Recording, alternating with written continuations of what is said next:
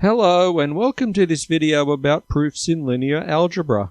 In this video, we'll explain the proof of this linear transformation theorem. It says that if two matrices are row equivalent, then they have the same rank. We'll need to explain a few of the terms here, but I do think you need some familiarity with basic linear algebra to understand it. So if two matrices are row equivalent, then the reduced row echelon form of both matrices will be the same. We can write it out like this in a mathematical notation. This function is an acronym of reduced row echelon form. This means that we can apply a long series of row operations to transform matrix A into B and back again. We can write it out like this, where each of these E matrices represents a row operation. We don't have to know exactly what they are, just that they exist. And these row operations transform B back into A again. The inverse of a row operation is a row operation too. We can find row operations to transform A into its reduced row echelon form. I'll just scroll the screen up a bit here to make some more room. And these are the row operations used to transform A into its reduced row echelon form. I decided to use the letter F this time because it helps avoid confusion. And these are the row operation matrices used to transform B into its reduced row echelon form. So we can find the reduced row echelon form of B using this method. We can find B in terms of its reduced row echelon form. And this is what matrix A is in terms of the reduced row echelon form of A. Since the reduced row echelon forms of A and B are equal, then we can make this substitution. So then this equation is true. And we can make this substitution to get what A is in terms of B, in terms of row operations, so that these row operations exist. There would be a shorter sequence of row operations, but we are only required to show that at least one sequence of these row operations exist. We can set C to be equal to this sequence of row operations multiplied together. And so this equation is true. We can find a matrix C which is invertible, because it's the product of a sequence of row operations. And then we can get the shortest sequence of row operations to change B into A by decomposing the matrix C into a list of row operations multiplied together. And in order to prove this theorem, we must show that applying a series of row operations to a matrix won't change their row spaces. The textbook didn't leave the proof of this theorem, but did leave a hint for the reader. So I decided to split the theorem up into two, and we'll prove the hint first. So this is part A of the theorem, and we'll start by defining a set of vectors here, and the vector space formed by the span of these vectors. They can be either linearly dependent or independent. And this part of the theorem says that this set V is invariant under the following operations. It's invariant under the row mul operation. We can just multiply the first vector by a constant C in this set, without loss of generality. So if we prove it for the first vector, then it will be true for any vector in the set. And it's invariant under this row add operation, where the multiple of another vector is added to the first vector. And we can do this without a loss of generality too. We can take it that we can do this operation on any pair of vectors in this set. And finally, it's invariant under the row swap operation, where any two vectors in the set are swapped. It'll still have the same vectors, but in a different order, so it's obvious that the span will be the same. So now to show that it's invariant under the row mul operation. This means that the spans of these two sets are equal. We'll let this vector y be any vector in the span of this set, and so can represent every vector in it. So we can find scalars so that y will be a linear combination of all of the vectors in this set. We can factorize this expression to make this new coefficient of the first vector in the first set. So now y can be expressed as a linear combination of all of these vectors that were in the first set. So y is in the span of this set. And so the span of the second set is a subset of the span of the first set. And this is reversible. We'll let y be in the span of the first set. Then there'll be scalars so that this expression is true, or we can say that y is a linear combination of the vectors in this set. I'll choose different variables for the coefficients this time. And then we can manipulate this expression to be this. So then y is expressed as a linear combination of the vectors in the second set. And so y is in the span of the second set. And so the first set is a subset of the second. So if we combine these two results, we'll get this equality, which proves part I of part A of this proof. So now to prove the second part of part A of this proof, that the spans of these two sets are equal. The proof of this is the same as for the last part. This is a row add operation. We'll start by setting vector y to be in the span of the second set. So y can be written out as a linear combination of the vectors in the second set. We can then manipulate this expression to be this.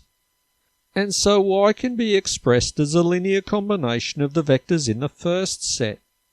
And this shows that y is in the span of the first set.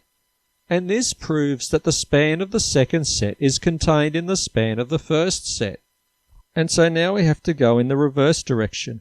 We have to show that the span of the first set is a subset of the span of the second set. We'll start by setting y to be a member of the span of the first set. Then we can write out y as a linear combination of the vectors in the first set. We can manipulate it like this. We've created a pair of vectors that are opposite to each other. And after further manipulation, we can express y like this. And so y can be expressed as a linear combination of the vectors in the second set. So now we've shown that y is a member of the span of the second set. And this proves that the span of the first set is contained in the span of the second set. And so combining the two subset expressions, one on this page and one on an earlier page, we've shown that the spans of these two sets are equal. And finally we'll prove the last part of part A, which is to show the invariance of row swap. This is obvious because the set after the row swap operation has exactly the same vectors, and so the sets are equal. And so they must have the same span, and this completes part A of this proof. So now to do part B of this proof, which is what was given in the textbook. If two matrices are row or column equivalent, then they have the same rank. So let's start the proof. We'll let a certain set of vectors span the row space of matrix A. So this is the row space of A in terms of this set, in a more mathematical notation. We'll apply the results of part A to part B. If a row mul operation is applied to matrix A, then it's the same as multiplying one of the vectors in the set by a constant C. So this is the new set of vectors that span matrix A after a row mul operation. And from part A of this proof, the span of this new set is the same as the old one before the row mul operation was applied. I'll just scroll the screen up a bit to make more room. These new vectors will span exactly the same row space as before the row mul operation, and so this operation doesn't change the row space of the matrix that it's applied to. We have to show the same thing for the row add operation. This is the new set of row vectors in the matrix after this operation, where a multiple of one row is added to another row.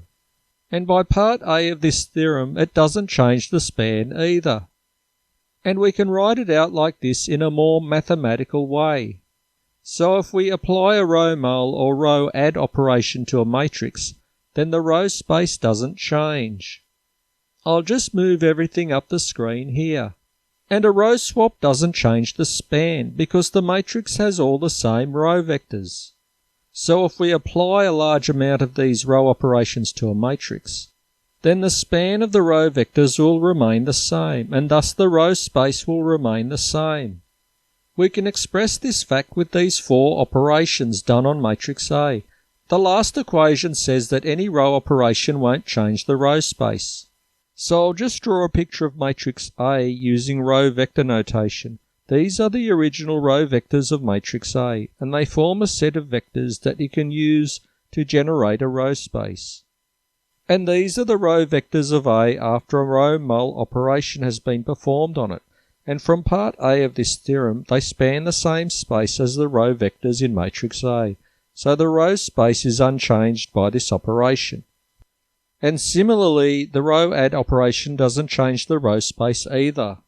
And this is the row swap operation, which leaves the same vectors in the matrix but in a different order, so that this operation obviously doesn't change the row space of matrix A when applied to it. So I'll just write down this equation again, saying that any of the row operations don't change the row space of a matrix. And we can deduce from this that the row space of the matrix A that's in reduced row echelon form is the same as the row space of matrix A, because a series of row operations have been applied to it so as to not change the row space each time they've been applied. We can say this about any matrix, so we'll say it about matrix B.